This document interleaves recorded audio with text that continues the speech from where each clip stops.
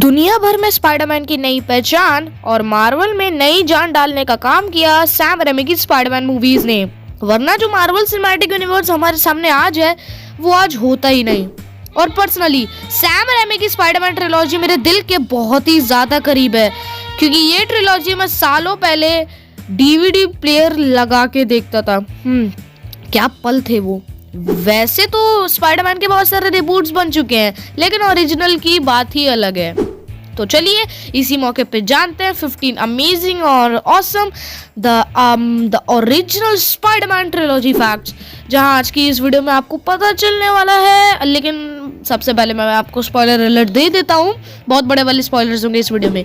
जहां आज की इस वीडियो में आपको पता चलेगा कि क्यों स्पाइडरमैन मूवी में हमें दिखाए गए ऑर्गेनिक वेब्स, और साथ ही साथ आपको पता चलेगा कि जेम्स कैमरॉन क्यों इस मूवी को बनाना चाहते थे। साथ ही साथ ह्यू जैकमैन का एक कैंसिल कैमियो, और यहाँ पे क्यों नहीं बनी स्पाइडरमैन 4। ये सब कुछ आपका इंतजार कर रहा है वीडियो में, तो देर किस बात की। लेकिन उससे पहले चैनल को सब्सक्राइब कर दीजिएगा। हमारे फेवरेट टोबी मैगवायर के अलावा भी बहुत सारे एक्टर्स लाइन में लगे थे, जैसे कि Colin Farrell, Ewan McGregor, Scott Speedman, और यहाँ तक हीथ लेजर भी, और यहाँ तक लियोनार्डो डिकैप्रियो भी। लेकिन फाइनली ये रोल मिला टोबी मैगवायर को। लेकिन स्पाइडरमैन 2 में टोबी मैगवायर की एक बैक इंजरी के बाद ये रोल जेक गैलेनहाल को मिलने वाला था। लेकिन फाइनली एंड वक्त पर टोबी मैगवायर की वो बैक इंजरी ठीक हो गई थी, जहाँ पे ये रोल टोबी मैगवायर को वापस मिल गया और जेक गैलेनहाल को ये रोल मिल ही नहीं पाया। आपको वाला सीन तो याद ही होगा जहां पीटर एमजे को कैंटीन सीन में बचाता है। लेकिन कुछ लोगों को लगा कि ये वीएफएक्स से करा होगा, लेकिन यहाँ पर वीएफएक्स नहीं था। एक्चुअली इस सीन को टोबी मैगवायर ने खुद ही परफॉर्म किया था, जहाँ पे उन्होंने टोटल 156 टेक्स लिए, और हमें लगा कि भाई मकड़ी का कमाल है भाई। स्पाइडरमैन 1 में हमें पहली बार Peter Parker organic web shooters use करते हुए दिखता है, और यहाँ पे कॉमिक्स की बात करें तो वो हमेशा आर्टिफिशियल वेब शूटर्स ही यूज करते हुए दिखाया गया है। लेकिन जब गीक्स एंड नर्ड्स ने पूछा सैम रेमी डायरेक्टर से कि उन्होंने स्पाइडरमैन को ऑर्गेनिक वेब्स क्यों दिए, तो सैम रेमी ने बताया कि जो लड़का अपने आंट और अंकल के साथ बूढ़े हैं वो उनके साथ रहता है, वो आर्टिफिशियल वेब शूटर्स कहाँ से बनाएगा। लेकिन 2001 के इंटरकॉर्नियल ट्रेलर में यहाँ पे सैम रेमी ने हमें यूज करते हुए दिखाया आर्टिफिशियल वेब शूटर्स। 2001 में न्यूयॉर्क में 9/11 हमले के बाद सोनी ने अपने पोस्टर्स में से 9/11 को हटाना पड़ा। जी हाँ, सोनी ने अपने पोस्टर्स में 9/11 को फीचर किया था, और बाद में किसी को हर्ट ना पहुंचे इसलिए सोनी ने उन पोस्टर्स को हटवा दिया। लेकिन हमेशा की तरह कुछ लोगों ने सोनी से छुपा के ये पोस्टर्स अपने पास रख लिए, और आज इनकी कीमत $बिलियन में मानी जाती है। भली मार्वल स्टूडियोज आज अपने क्रॉसओवर के लिए जाना जाता हो, लेकिन सैम रेमी की स्पाइडरमैन ट्रिलॉजी में भी एक छोटा सा क्रॉसओवर होने वाला था। जी हाँ, स्पाइडरमैन 1 में क्रॉसओवर होने वाला था, जहाँ पे ह्यू जैकमैन हमें वुल्वरीन के रोल में देखने को मिलते हैं, एक छोटे से कैमियो रोल में, जहाँ पे वो न्यूयॉर्क सिटी में अपने कैमियो को यहाँ पे शूट करने भी आ गए थे। जहाँ पे उनका कैमियो यह था कि वो न्यूयॉर्क सिटी से स्पाइडरमैन को यहाँ पे क्रॉस करते हुए दिखते, इसे एक इटर्नल जोक की तरह दिखाया जाना था। लेकिन अनफॉर्चुनेटली जैसे ही ह्यू जैकमैन न्यूयॉर्क पहुंचे अपना कैमियो को शूट करने के लिए, वहां पे उनका सूट चोरी हो गया। जी हाँ, और ऐसे ही क्रॉसओवर दिखते दिखते रह गया। पहली स्पाइडरमैन मूवी को बनने में लगभग 17 सालों का समय लग गया, और इससे ज्यादा इसके पीछे लड़ाई हुई इसके कॉपीराइट राइट्स के चलते। सबसे पहले ये राइट्स गए कैनन पिक्चर्स के पास, लेकिन उनसे मूवी बनी नहीं पाई, तो उन्होंने फिर इसके राइट्स दे दिए 21st सेंचुरी फॉक्स को। लेकिन हार धार के उन्होंने भी अपने हाथ खड़े कर दिए, तो फिर ये राइट्स गए कार्ोल को पिक्चर्स के पास। लेकिन 1995 तक आते आते कार्ोल को पिक्चर्स पूरी तरीके से बैंकरप्ट हो गया। फिर ये फाइनली राइट्स गए ये MGM के पास, और उन्होंने पूरा मन बना लिया था इसके ऊपर मूवी बनाने का। लेकिन फिर जब सोनी को पता चला कि स्पाइडरमैन के राइट्स मिल रहे हैं और मार्वल ने बीजीएम से यहाँ पे, जब मार्वल बैन करप्ट हो गया तब उन्होंने बीजीएम से अपने राइट्स लिए और सोनी पिक्चर्स के साथ एक डील करी और इसी तरह स्पाइडरमैन का क्रिएशन हुआ। और सोनी ने बीजीएम को धमकी भी दी थी कि अगर वो स्पाइडरमैन के ऊपर मूवी बनाएंगे तो वो भी जेम्स बॉन्ड यानी 007 पर मूवी बनाएंगे, क्योंकि सोनी के पास उसके राइट्स थे। एंड इसी तरह जन्म हुआ स्पाइडरमैन की पहली मूवी का। बहुत टफ। तो माना तो ये जा रहा था कि सोनी के पास उसने पूरा मार्वल सिनेमैटिक यूनिवर्स के खरीदने का ऑप्शन था जो कि $4 मिलियन में था, लेकिन सोनी ने सिर्फ स्पाइडरमैन के ही राइट्स खरीदे। टर्मिनेटर और टाइटैनिक मूवीज के डायरेक्टर जेम्स कैमरॉन भी स्पाइडरमैन के ऊपर एक मूवी बनाना चाहते थे, जहां उन्होंने मैन्युअली 1990 तक सारा काम खत्म कर दिया था स्क्रिप्ट का, और उन्होंने पीटर पार्कर / स्पाइडरमैन के लिए रोल चुना टॉम क्रूज। और इसी के साथ साथ मूवी का मेन विलन होता डॉक्टर ऑक्टोपस, जिसका रोल करते आर्नोल्ड श्वार्ज़नेगर। वैसे आपकी क्या राय है इस मूवी को लेकर, कमेंट्स में जरूर बताना। सैम रेमी की मूवीज के लिए डेवलप की गई स्पाइडरमैन सूट्स जितनी इम्प्रेसिव है उतनी ही कमाल की है, और इसने मुझे खुद अपना दीवाना बना दिया।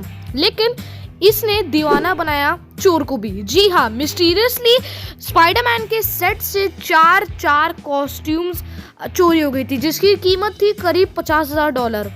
और फिर जब इन सब के बारे में इन्वेस्टिगेशंस किया गया तब उन लोगों को पता चला कि यहाँ 3 जगह सूट्स बेचे गए हैं, जापान, लॉस एंजलिस और न्यूयॉर्क। फिर जब उन चोर का पता लगाया जिसने यहाँ सारे सूट्स चोरी किए थे, तो हमें पता चला कि उसके पास बैटमैन के भी सूट्स थे, जिसकी कीमत तकरीबन $1.5 लाख थी। और फिर सारे सूट्स को वापस दिया गया और उस चोर को जेल में डाला गया। 2002 में स्पाइडरमैन के बाद आई सीधा 2004 में स्पाइडरमैन 4, जो कि surprisingly best Spiderman movie ever है। लेकिन अगर मैं आपको बोलूं कि स्पाइडरमैन 2 की ओरिजिनल स्टोरी कुछ और थी, जी हाँ, स्पाइडरमैन 2 में बहुत सारे विलेन्स दिखते हैं, जैसे कि लिजार्ड, हैरी ऑसबॉर्न का ग्रीन गॉब्लिन, ब्लैक कैट और डॉक्टर ऑक्टोपस तो थे ही। तो ओरिजिनल स्क्रिप्ट के हिसाब से होता ही है कि डॉक्टर ऑक्टोपस को यहाँ पे उनका पेन इंजरी हो जाता है, जहाँ पे स्पाइडरमैन को हराने में उनकी मदद करते हैं ब्लैक कैट, हैरी ऑसबॉर्न का ग्रीन गॉब्लिन और साथ ही साथ यहाँ पे लिजार्ड। लेकिन ये आइडिया को कैंसिल कर दिया गया क्योंकि ये बहुत ज्यादा कंफ्यूजिंग था। वैसे आप क्या मानते हो मुझे कमेंट सेक्शन में जरूर बताना।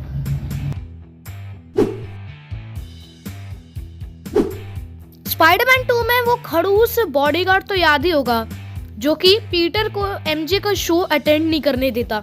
असल में ये बॉडीगार्ड थे ब्रूस कैम्बेल, जो कि यहाँ पे सैम रेमी की ही series evil of the dead में प्रोटैगनिस्ट का रोल कर चुके हैं। वैसे कुछ फैंस का मानना था कि ये आगे जाके मिस्टीरियो के रूप में हमें देखने को मिलेंगे, क्योंकि इनकी line it has to maintain the illusion कुछ ईस्टर एग दे रही थी, ऐसा फैंस का मानना था।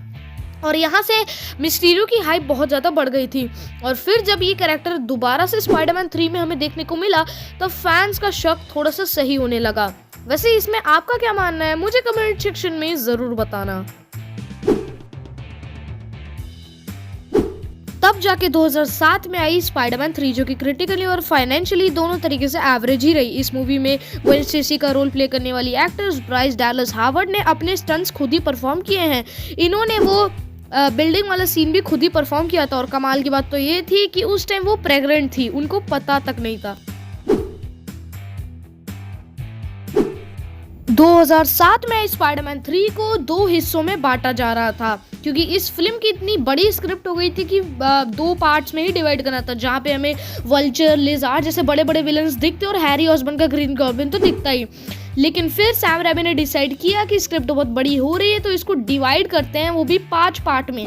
लेकिन फिर सोनी पिक्चर्स ने इसकी इजाज़त नहीं दी और सैम रेमी ने एक नई स्क्रिप्ट तैयार कर दी स्पाइडरमैन 3 के लिए, और वहीं से स्पाइडरमैन 3 को क्रिएट किया गया। कैसा लगा ये फैक्ट कमेंट्स में ज़रूर बताना। चलिए अब बात करते हैं स्पाइडरमैन 4 के बारे में कि स्पाइडरमैन 4 में कौन कौन से विलन्स आने वाले थे। माना ये जा रहा था कि इसमें बहुत सारे विलन्स हमें एक साथ देखने को मिलते हैं, जहां हमें यहाँ पे सबसे पहले तो कर्ट कॉनर्स लिजर्ड देखने को मिलता है, जहां डैनियल बेकर फाइनली लिजर्ड बनते, और उसके बाद हमें यहाँ पे जॉन मैकोविच का यहाँ वल्चर भी देखने को मिलता जिसको वो प्ले करते, एंड यहाँ पे फिर हमें ब्लैक कैट भी देखने को मिलने वाली थी जिसका रोल करने वाली थी एना हाथवे, लेकिन कुछ हुआ नहीं तो प्लान को यहाँ पे कैंसिल करना पड़ा और उन्होंने बाद में ब्लैक कैट का रोल प्ले किया। आखिर क्यों नहीं बनाई सैम रेमी ने स्पाइडरमैन 4? तो सैम रेमी ने स्पाइडरमैन 4 इसलिए नहीं बनाया क्योंकि उनको स्पाइडरमैन 4 के लिए एक अच्छी स्क्रिप्ट नहीं मिल रही थी। सारे एक्टर्स रेडी थे, सारे एक्टर्स ज्यादा शूट पे भी आ गए थे, लेकिन सैम रेमी ने बोला कि उनको एक अच्छी स्क्रिप्ट नहीं मिल रही है, उनको थोड़ा सा और टाइम चाहिए। लेकिन फिर सोनी ने उनको थोड़ा सा और टाइम देने के लिए मना कर दिया और इसी के चलते सैम रेमी की स्पाइडरमैन सीरीज यहीं पे बंद हो गई है, जहाँ पे आगे सोनी ने यहाँ पे स्पाइडरमैन के राइट्स को बरकरार रखने के लिए एंड्रू गारफील्ड की the amazing Spiderman series start कर दी थी। तो जिस टाइम पे टोबी मैगवायर की स्पाइडरमैन ट्रिलॉजी आई थी और जिस टाइम पे स्पाइडरमैन 1 की तैयारी चल रही थी, तब टोबी मैगवायर को बिल्कुल भी कंसिडर नहीं किया गया था, यहाँ तक कि वो तो उस टाइम बिल्कुल भी फेमस थे ही नहीं। तो और तभी आज सोनी हीथ लेजर और लियोनार्डो डिकैप्रियो जैसे बड़े बड़े एक्टर्स को लेने के लिए तैयार था। और एक वक्त तो ऐसा है जब जेम्स फ्रैंको ने भी पीटर पार्कर के लिए रोल के लिए ऑडिशन दिया था, लेकिन फिर एंड में ये रोल फाइनली मिल गया टोबी मैगवायर को और उन्होंने इस रोल को बेहूबी निभाया। बेहूबी ये क्या होता है? तो यही था आज का वीडियो, लाइक कर देना, चल बने हो तो सब्सक्राइब कर देना मेरे भाई। मिलते हैं अगले वीडियो में।